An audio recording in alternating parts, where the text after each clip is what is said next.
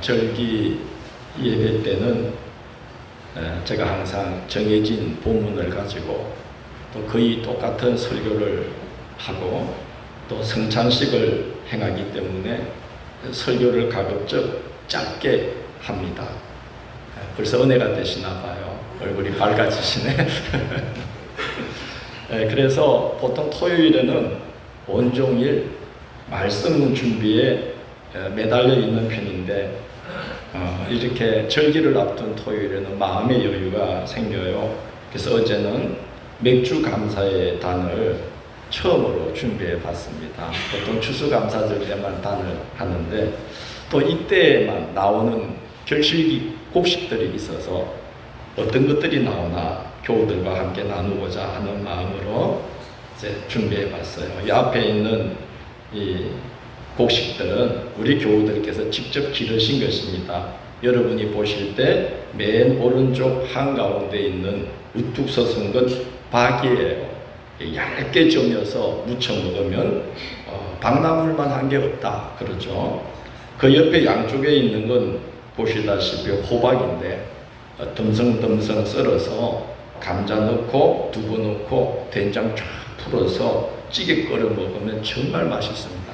거기에 소고기 몇 점 들어가면 더 좋아요. 옆에 있는 건 복숭아 나무에서 우리 교우께서 직접 따서 가져오신 거예요. 얼마나 단지 뿌리 뚝뚝 흘러요. 어떡하나요? 여러분 못 드시는데 제가 먹어봤어요. 그 옆에 있는 까만 건 먹자두, 그 옆엔 토마토, 그 옆엔 홍감자, 백감자, 또 그 옆엔 오이와 가지, 그 뒤에 노랗게 있는 건 참외. 자연에서 난 거라 그런지 아기 주먹만 합니다. 그래도 되게 달아요. 또 맛있어요. 성도님이 주신 거니까. 그리고 그 옆에 있는 게 양파, 또 마늘입니다. 복수박이 여기 있죠, 그죠? 이거는 아침에 누가 갖다 놓으셨나 봐요. 한 2주 전쯤부터 복수박들을 가져오셨는데 날씨가 너무 더워서 모두 제 배에 들어가 있습니다. 올려놓지 못했습니다. 모두 이 계절에 나는 것들인데 땀 흘려 가끔 보람이 있도록 올해도 하나님께서 어김없이 이렇게 땅의 결실을 보게 해 주셨습니다. 땅의 결실뿐만이 아니라 우리가 하나님 앞에 기도하면서 하나님을 바라보면서 살아온 우리 모든 삶의 여정을 하나님이 기억하시고 우리의 남은 날들에도 어김없이 땅의 결실을 주시듯이 우리의 기도의 응답을 반드시 보게 하실 줄로 믿습니다. 우리는 하나를 심어 열을 거두는 땅이지만 이스라엘 땅은 매우 척박합니다. 특히 첫 곡식단을 낫으로 베는 그때는 이른 비가 끝나고 늦은 비가 오기 직전이라 땅이 바짝 마른 건기에 끝입니다. 그러니 메마른 땅을 뚫고 올라와서 이제 막 결실을 맺은 보리 한 단, 농부가 그때를 얼마나 기다렸을까요? 금쪽같이 귀한 곡식이죠. 앞으로 7주가 지나 7절이 되어야 땅이 풍성한 결실을 내놓기 때문에 얼마 안 되는 첫 결실로 한 달 넘게 이어지는 보릿고개를 넘겨야 합니다. 그런데 하나님은 그 귀한 것을 당신께로 가져와서 바치라고 명령하십니다. 너희의 곡물의 첫 이삭 한 단을 제사장에게로 가져갈 것이요 제사장은 너희를 위하여 그 단을 여호와 앞에 기쁘게 받으심이 되도록 흔들되라고 말씀합니다. 성경에 보면 하나님께서 참 받아들이기 힘든 요구를 하실 때가 종종 있습니다. 아브라함에게 이삭을 번제물로 바치라고 하십니다. 기도하고 기다리고 기다린 끝에 100세가 되어서 난 아들이고 하나님은 분명히 그 아들을 통해서 하늘의 별처럼 바다의 모래처럼 많은 자손을 아브라함에게 주겠다고 약속하셨는데 지금 그 아들을 번제물로 바치라고 하시는 거예요. 말이 안 되는 요구를 하시는 거예요. 여호수아 시대의 이스라엘 백성들이 광야 40년 고생 끝에 요단강을 건너 이제 겨우 가나안 땅에 첫 발을 디뎠는데 하나님은 이스라엘 백성들에게 할례를 행하라고 명령하십니다. 이스라엘이 가나안 땅에 들어왔다는 소식을 듣고 가나안의 5나라와 7 부족들이 연합군을 이루어서 여차하면 쳐들어갈 그런 태세를 하고 있는 중에 하나님은 할례를 하라고 하신 거예요. 이것은 죽으라는 말이나 진대가 없습니다. 하나님은 엘리야 선지자를 가문 중에 시돈 땅 사르밧 과부에게 보내놓고서는 그 여인에게 엘리야를 가뭄이 끝날 때까지 돌보라고 하십니다. 그 여인이 가진 것이라고는 곡식가루 한 줌뿐이고 그 곡식가루로 전을 부쳐 먹을 수 있는 아주 조금의 기름밖에 없었어요. 그런데 그걸로 전을 부쳐서 이제 아들과 함께 먹고 죽으려고 할 판인데 하나님의 선지자를 하나님이 보내어서 그걸 붙이거든 바늘 뚝 잘라 먼저 선지자에게 가져오고 나머지로 아들과 내가 먹으라고 하시는 겁니다. 우리 성도님들 같으면 당연히 순종하죠. 아들아 미안하다. 이거 목사님께 먼저 갖다 드리자. 우리 성도님들은 다 그러십니다. 아멘을 안 하시네. 사실은 하기 힘든, 그죠? 저도 못할 것 같아요. 그리고 오늘 본문을 보면 보릿고기를 넘길 때 써도 모자랄 첫 곡식단을 바치라고 하시는 거예요. 14절을 보면 해도 너무 심한 말씀을 하셔요. 첫 곡식단을 먼저 하나님께 예물로 바치기 전까지는 생 이삭 한 톨도 너희 입에 넣지 말라고 하시는 거예요. 참 말씀마다 영장을 이루는 말씀을 하고 있는 거죠. 지금 보릿고개 넘겨야 될 첫 곡식단 가져와라 그러고 그거 제단에 가져오기 전에는 너희 입에 조금도 한 톨도 넣지 말아야 된다. 먼저 그걸로 하나님을 섬겨야 된다. 그렇게 명령을 하시는 겁니다. 하나님께서 왜 그러실까요? 감사하는 마음을 훈련시키기 위한 것입니다.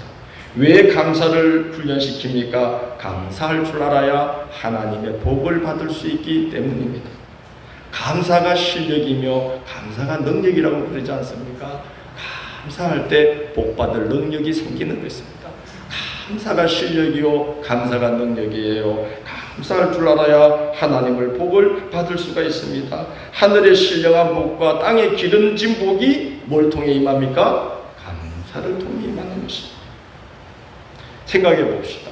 첫 곡식단이 먹고 죽어도 모자랄 이 귀한 첫 곡식단을 누가 올까 봐서 문을 꾹꾹 걸어닫고 식구들이 둘러앉아서 그거를 곡식 한 단으로 음식을 해 먹고 치웠어요. 그럼 그걸로 끝난 거예요. 뭐만 채우고 만 거죠? 배만 채우고 만 거예요. 그러나 가족이 그 귀한 곡식단을 하나님의 전으로 가져가서 제사장에게 드리고 제사장이 그것을 하나님의 앞에서 흔들며 제물로 바칠 때에 그 모습을 바라보며 예배를 드리는 그 가족들, 그것은 곡식단으로 배를 채우는 것과는 차원이 다른 은혜가 임하게 되는 거예요. 감사를 배우게 되는 거예요. 감사. 오늘 우리 자녀들이 이렇게 함께해서 맥주 감사 예배 드리잖아요. 감사를 배우게 되는 거예요. 우리 친구들 고마운 줄 알아야 돼요. 할렐루야. 왜 고마운 줄 알아야 되냐면 목사님이 여러 번만 할 때는 추수감사줄, 맥주감사줄 때 성도님들이 예물을 올리면 목사님들이 제단에다가 예물을 올려놓고 한 장씩 다 어떻게 했죠? 모르시나요? 그 감사 제목을 다 읽었어요. 기도 제목 감사. 옛날에 부흥회 가면은 막 읽었잖아요. 그걸 일일이 다 읽는 거야. 그때는 내가 저 왜 저러나 뭐 헌금 많이 내게 하려고 저렇게 술을 부리나 그 생각을 했는데 지금 보니까 다 깊은 뜻이 있어요. 성도들 가정마다 무슨 감사가 있는지 뭘 기도하는지를 목사님은 성도님들과 함께 나누고 싶었던 것 같아요. 그래서 그걸 다 일일이 읽으셨어요. 오늘 목사님과 다 읽으면 여러분 어떻게 될까? 얼마나 힘들겠어요? 효은이가 안 된대. 근데 지금 생각하니까 그렇죠. 온 가족이 어린아이까지 하나님의 전에서 참 우리가 그걸 써도 모자랄 돈들이지만 가족들과 함께 먹어도 아까운 이런 곡식들이지만 그걸 하나님 앞에 드리면서 자녀들과 함께 예배를 드릴 때 우리는 감사를 배우게 된다는 것입니다. 다른 세계에 들어가는 거예요. 예물을 흔들어 바치는 제사법을 요제라고 합니다. 제물을 들고 제사장이 이 요제를 드릴 때 어떻게 흔들까요? 1. 이렇게 2. 이렇게 자 1번 자 2번 그래도 우리 성도님들 설교를 들어가지고 이러시네.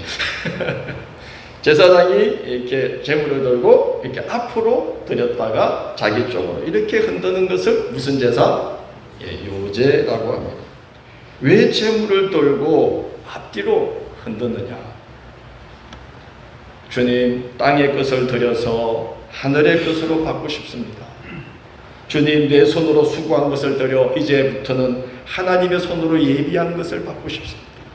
할렐루야. 주님, 땅의 것을 들여서 하늘의 것을 받고 싶습니다. 나는 내 손으로 수고함을 들으지만 주님은 내 손과 비교할 수 없는 능력, 당신의 손으로 준비하신 것을 저에게 허락해 주십시오. 이게 요제에 담겨있는 의미입니다. 그래서 제사장은 그 백성들이 가져온 첫 곡식단을 하나님 앞을 향하여서 흔들었다가 자기에게로 흔들면서 요제의 제사를 드리는 거죠. 주제물은 첫 곡식 한 단이지만 부제물이 더 큰 제사가 첫 곡식 드리는 거예요. 오늘 보니까 부제물이 더 커요. 뭡니까? 1년 된 흠없는 순양. 여러분, 순양 중에 양 중에 제일 값이 나가는 게 어떤 양일까요? 쩔뚝거리는 양? 병든 양? 암양, 순양? 순양. 씨를 볼 수 있잖아요. 씨를 보는데 그것도 제일 튼튼할 때가 언제예요? 딱 1년 지난 순양은 장에 내놓으면 금방 나가. 그걸 곡식단만 가져오라 그래도 지금 기가 막힌 춘궁기에 그걸 가져오라는 거예요. 여러분, 기름 섞은 고운 가루 3분의 2 에바를 소제물로 바치려면 기름이 얼마나 필요할까요? 3분의 2 에바는 얼마 정도냐면은 4리터입니다. 여러분, 지금 기름 짜는 거 어렵지 않아요? 덜게 참깨 가지고 어디 갖다 주면 돼요? 방앗 갖다 주면 5분도 안 걸려요. 그냥 도로록 찍 해가지고 쭉 나와요. 그리고 기름도 얼마나 많이 나와요. 압착을 하니까. 근데 그때는 기름을 어떻게 했습니까? 사람이 일일이 손으로 다 눌러서 위에 돌을 올려놓고 막 누르고 눌러서 기름을 짜내서 많이 나오지도 않았는데 그런 귀한 기름을 4리터, 4분의 2, 10분의 2 에바로 기름을 둘러서 곡식가루에 묻혀서 가져가라. 얼마나 귀한 겁니까? 그런데 가족들이 그 궁핍한 시기에 첫 곡식단과 1년 된 흠없는 순양과 10분의 2 에바의 기름 섞인 곡식가루 소제물과 그리고 부어드리는 전제물로 포도주를 가져와서 하나님 앞에 이렇게 감사하며 드리고 나면은 7주가 지나서 77절에 하나님은 그 땅에 기적을 베푸시는 거예요. 마른 땅에서 힘겹게 첫 곡식단을 얻은 땅이라고는 믿어지지 않을 정도로 그 땅이 각양각색의 오곡백가로 채워지는 것을 보게 되는 거예요. 아마 그들이 그 어려운 때에 감사하지 않았다면은 그 땅에서 그런 기적 같은 일이 일어날 때, 이야, 이건 하나님의 은혜다라고 말할 수가 없을 거예요. 뭐 땅이 당연히 내주는 거지.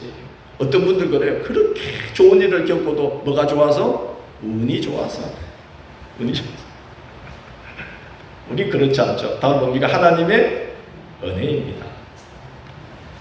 그 메마른 땅에서 겨우 비집고 한 곡식단이 올라왔던 그 땅이라고는 믿어지지 않을 정도의 풍성한 오곡백가를 내줄 때에 하나님의 백성들이 그 앞에서 더 큰 감사를 드리게 되는 겁니다.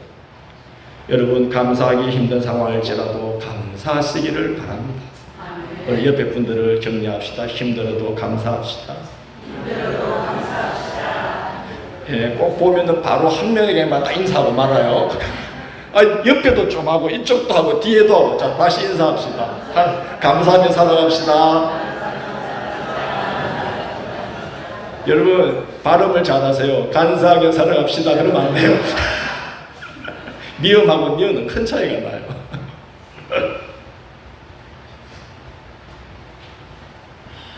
감사하기 힘든 상황이라도 감사하셔야 됩니다. 곡식단 한 단 드리는 거, 그것조차도 어려운 그때에 그걸 드리면, 야, 이 땅이 이런 땅이었나? 하고 말할 정도로 놀라운 오곡백가로 그 땅을 채워주시는 은혜를 보게 되는 거예요. 여러분, 감사하기 힘든 상황일지라도 감사하면, 첫째, 크게 감사할 일을 주시고, 둘째, 옛날 이야기하게 해 주십니다. 옛 이야기하게 해 주십니다. 야, 저 땅에서 처음에 요만한 게 막 힘들게 막 비치고 올라왔어. 근데 봐봐, 하나님 이렇게 은혜를 주셔서 무슨 이야기하게 하시는 거예요? 옛날 이야기하게. 옛날에 참 힘들었는데 하나님 봐, 이렇게 베풀어 주셨어. 우리도 옛날 이야기 하잖아요. 우리 뭐 누가 그러셨더나? 나 첫 교회 처음 왔을 때 그 장면, 우리 교회 풍경이 이제는 기억이 안 난대. 근데 가만 생각해 보면 교회의 환경과 모든 게 완전히 달라졌대. 처음에 오실 때 비하면. 그죠? 우리 오래되신 분 아시죠? 그죠? 옛날 이야기 하잖아. 그때 정말 어려웠는데 참 하나님께서 이렇게 복을 주셨구나.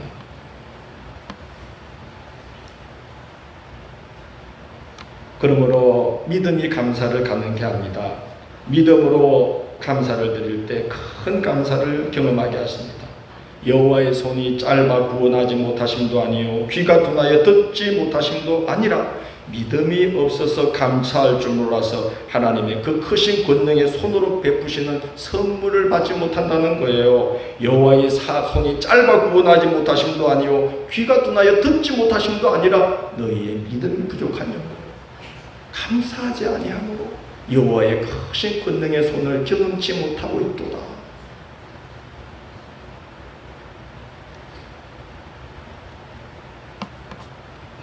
하나님에 대한 믿음이 감사를 가능케 하고 또 하나님의 은혜를 아는 것이 감사를 가능케 합니다.